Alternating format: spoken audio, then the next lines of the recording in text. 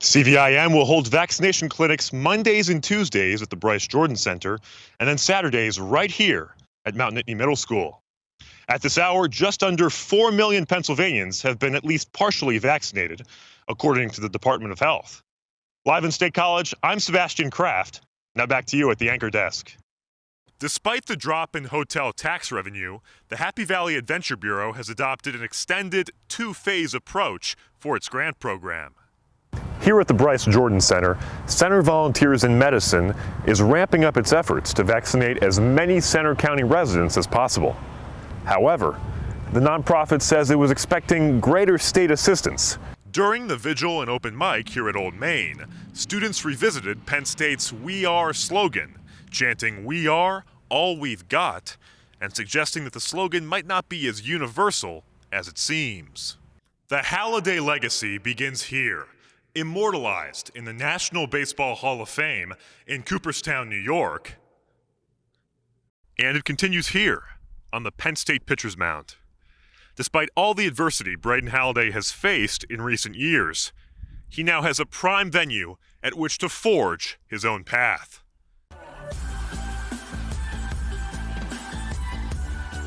Welcome back to In the Game. I'm Devin DeAndrea. And I'm Sebastian Kraft. My native land is France, and I was born in Paris. Je suis né à Paris dans le 14e arrondissement. But my American residence is just outside Washington, D.C., so I can drive home for spring break. Not so for our next subject, Alpsente, whose home is just off the coast of the Aegean Sea, at the junction of Europe and Asia, an ocean and 8 time zones away. He's come a long way to be in the game. But when it comes to Turkey and tennis, this dedicated international scholar athlete has made himself right at home. Thanks for being here today. First off, why Penn State? I came here just because I was like, Penn State's a big school, big athletic school. I came here, saw the facilities, honestly was blown away. All right, now talk a little bit about your injury. What happened, how did it happen, and how did you feel? We were playing Minnesota. It was a Saturday game, afternoon, really cold. Coming up next, an innovative way to get your farmer's market fix as the COVID-19 pandemic moves produce sales online. Pennsylvania has one of the lowest minimum wages in the country. And with U.S. House Democrats pushing for an increase, reporter Andy Kuros finds out how people in our area feel about the issue. Thanks, Casey. Can't wait to see how they do on the ice. Coming up next, we'll take a trip to the Bellefonte Art Museum's newest in-person exhibit and see how it relates to our daily lives over the past year. State College police are asking for public help to ID a suspect they say fled a traffic stop. Police say the man in this photo is a person of interest in the case. Pennsylvania only ranks 23rd of the 50 states when it comes to percentage of vaccines administered. And even as vaccines become easier to get, there are still reasons why some people are not yet getting them. Hannah Deek reports from Clinton County and State College. Last month, Governor Wolf refiled legislation to increase Pennsylvania's minimum wage, his 6th attempt at passing the bill. Join us for our next newscast next Friday, March 12th. Have a good weekend.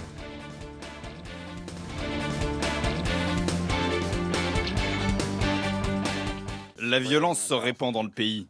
Je ne vais pas vous dire qu'il y a une limite. On veut la paix, mais on n'a pas peur de la guerre. Un risque de guerre civile, ou quand ajouter des armes aux violences de rue se révèle dangereux. Nous lui montrons la vidéo du milicien de 17 ans qui a tué 2 personnes. General Motors a annoncé qu'ils allaient fermer 5 usines. Une au Canada, une à Baltimore, 2 ici dans la région de Détroit et une en Ohio. Les prix bradés de la Chine avaient décimé notre industrie. Et les nouveaux droits de douane ont rééquilibré la concurrence, rendant nos entreprises plus compétitives. On a pu réembaucher des gens. C'est dans 10 ans qu'on verra si cette politique aura été une réussite ou un échec. Mais il n'y a aucun doute que la production est en train de revenir aux États-Unis. Many of Center County's main attractions went dormant recently due to COVID-19. Now, the Happy Valley Adventure Bureau is implementing its tourism grant program to help businesses overcome their financial losses. This has been a great program. I mean, it's going into its 18th year. It's been successful. It's helped a lot of organizations.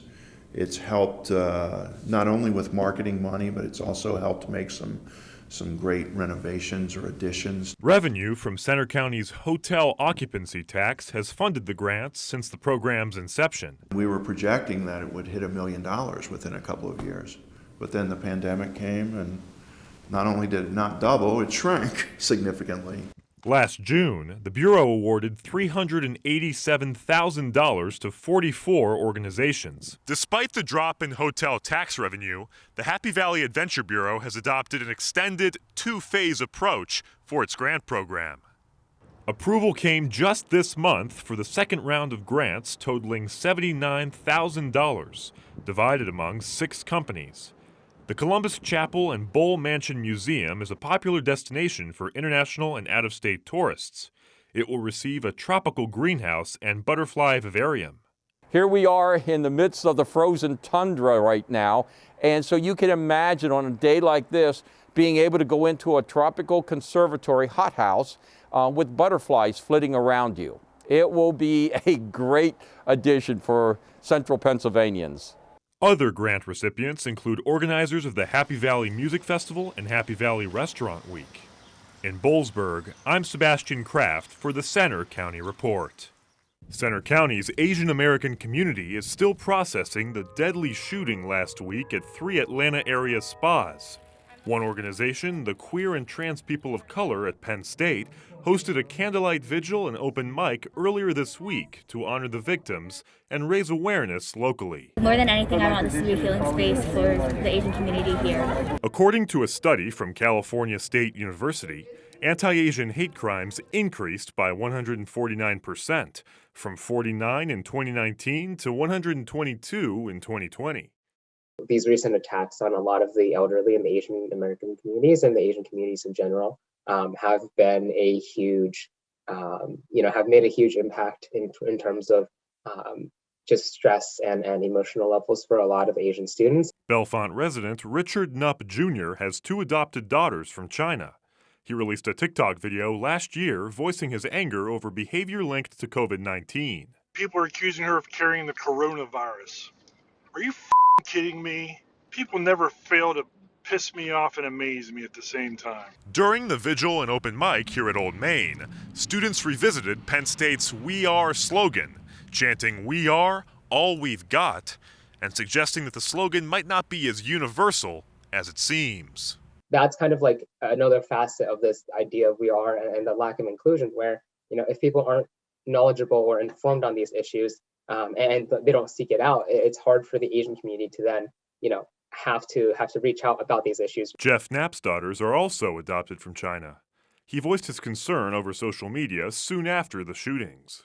For me, I think the main feeling is kind of betrayal. I feel like, wow, this is, again, not that this is all brand new and came from nowhere, because that's not the case, but still, just seeing this on such a visible level, it's heartbreaking. In University Park, I'm Sebastian Kraft for the Center County Report.